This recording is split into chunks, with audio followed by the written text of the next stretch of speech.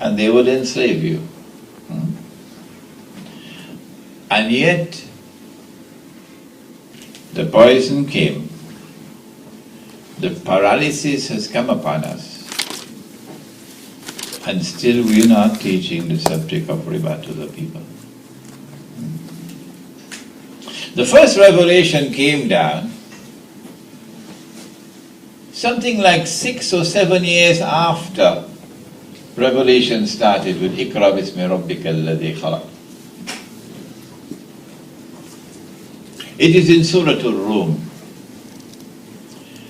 And the revelation confines itself to educating us. وَمَا آتَيْتُم مِّن رِبًا لِيَرْبُوَ فِي أَمْوَالِ النَّاسِ فَلَا يَرْبُو عِندَ اللَّهِ وَمَا آتَيْتُم مِّن زَكَاةٍ تُرِيدُونَ وَجْهَ اللَّهِ فَأُولَٰئِكَ هُمُ الْمُضْعِفُونَ. What you put out as riba, so that your wealth might increase in the wealth of others, will not increase with Allah. But what you put out as charity, seeking Allah's faith, Allah's pleasure, that will increase many, many times with Allah. This is the first reference to riba in the Quran. So we want to know, what is the lesson being taught here? Obviously, it's a contrast between riba and charity. And we want to know, well then, how does a contrast between riba and charity teach us about what is riba? So we went to all the tafsir. I was in New York, couldn't find an answer. I kept on driving around New York for about 4 or 5 months, asking myself, what is the message? Why is Allah subhanahu wa ta'ala offering a contrast between riba and charity? The one tafsir which had the answer, and which was in my home for some mysterious reason, I never looked at it. It seems as though the angels did it that way, so I wouldn't look at it. After about 4 or 5 months in New York, this was around 1992, 1993. Were you born at that time? I then got the message. If you plant, one day you'll reap. And I was planting for 4 or 5 months until eventually it came like a flash, not through the logical process. I had done my homework at the logical process, the rational process. The answer came as a flash.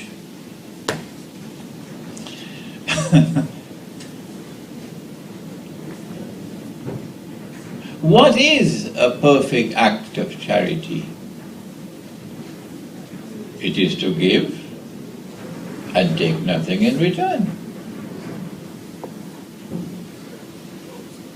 Well, that will help you, Imran, to understand what's a perfect act of riba.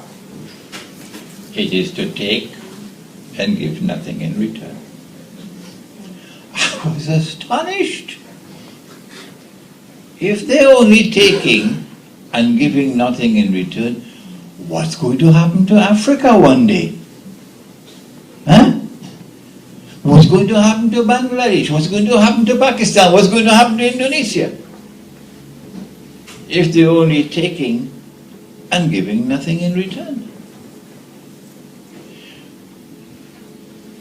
It's a rip-off. But the Quran did not go beyond this contrast that was offered. It's a process of education. And Ambassador Adlan Rose was trying to tell them in Malaysia, in PAS, the ulama, telling them, you have to go stage by stage, you have to approach the subject incrementally. You cannot just come and impose a Sharia. He was telling them that. And then came the second revelation. And now we're no longer in Mecca. We're in Medina. And there's a large community of Jews in Medina. And they are lending money in interest. And we are warned by Abdullah bin Salam. Remember, he's a rabbi who became Muslim. Warned, you're now in Medina. If a man gives you, if you lend money on interest, if you give a man a loan and he offers you a meal, don't eat it. Because that's riba. Unless he used to offer you a loan before, unless he used to offer you a meal before you gave him the loan. In which case you can eat it. Let me repeat the hadith.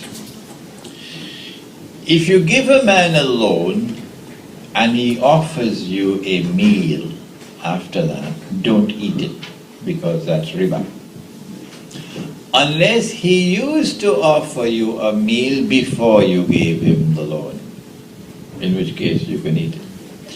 If you give a man a loan and he offers you a ride on his donkey or his BMW, don't take it, because that's riba.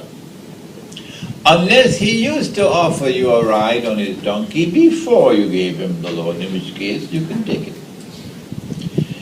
In other words, it doesn't matter whether the rate of interest is big or small, it is still riba. And the Prophet ﷺ told us, even if the rate of interest is small, the riba is small, it will still result in the same end of poverty and destitution. It just take a little more time. But we're now in Medina, and the process of education also continues in the Quran. Not just with the Prophet ﷺ, not just with Abdullah ibn Salam. They argue, because they are money lenders, and we are now in Medina, and we're saying, oh, hey, you're taking and you're giving nothing in return. This is not like charity, this is the opposite of charity. So they have to defend themselves. So the money lenders in Medina are defending themselves by saying, this is business. This is business. Shylock is speaking, this is business. So Allah responds now with stage one continuing of education. He gives a second contrast. The second contrast is between riba and business. The first is between riba and charity. He says, Ahallallahu al-bay'a wa harrama al-riba. Allah has made business halal and He has made riba haram. Well, we've got homework here to do. Yes. If business is halal and riba is haram, well then, why the contrast? What is the message? I want to know. You got homework to do to understand the Quran. He reveals the Quran in such a way that you have to do homework to understand it. What is a business transaction? In order for it to qualify as a business transaction, you have to come in the market to do business. The market is a place where you could make a profit or you could suffer a loss. That's business. You embrace something called risk. And when you embrace risk, then Ar-Razak can take and give. One day for me, one day for you. So it's not the function of the government of Malaysia to redistribute wealth. Huh? It's what they call the Bumiputra policy. No. When you attempt to redistribute wealth, you corrupt the market. And you corrupt those you're trying to help. No. It is Allah and Allah alone who must enter into the market to distribute and redistribute wealth. One day for me, one day for you. كَيْ لَا يَكُونَ الدُّولَةَ بَيْنَ الْأَغْنِيَاءِ مِنْكُمْ, so that the rich do not remain permanently rich, with wealth circulating only amongst the wealthy. I hope I'm not becoming too difficult for you now. No, good, fine. Because you've got to go home and teach the subject, huh? Now then,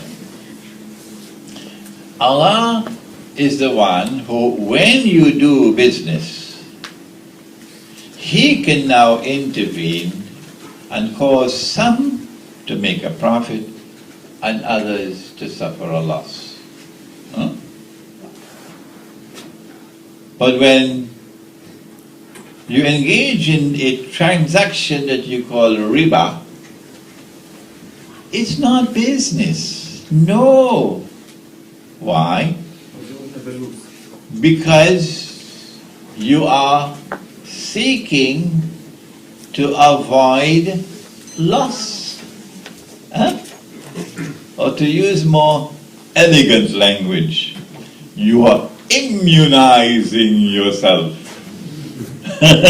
from any possibility of loss. So I will lend you this money, you will return it to me with an additional amount. I don't have to bother whether the rain falls or the sun shines. No, I can go back home and have my biryani and go to sleep. My profit is assured. And in the event that you default, I want your pound of flesh, namely the mortgage, collateral, so that if you default and you cannot repay, I can seize your property, so that I am immunized from loss. So that's not business. It does not qualify as business.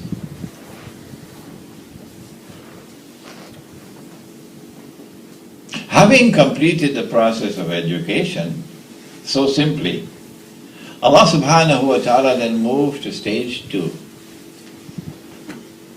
And this happened about the year 3 of the Hijrah. لا تأكلوا الربا, a command. It's now haram. أضعافا مضاعفة. But the process of education continues after the command, the prohibition. It's haram, don't do it. Here's one of the reasons why you should not do it. Because riba can be a rope around your neck. The rate of interest can cause the principal sum to multiply several times over. And as it multiplies, you reach the stage where you are no longer capable of ever repaying the loan, because the rope is getting tighter and tighter. So if you want to get some free labor, and you're in South America, you've got all these American Indians out there, and you want a veneer of respectability that you're not enslaving them. So what you do is you offer to the American Indian a loan. You know how the banks go down on their knees and they beg you, please take a loan? You seen it? So the American Indians will take a loan from the European colonizer, who now has his plantations and he needs labor, plantations. And when the American Indian cannot repay the loan and substitute the American Indian with Bangladesh, and you see what's happening, then he now has to work on the plantation to repay the loan.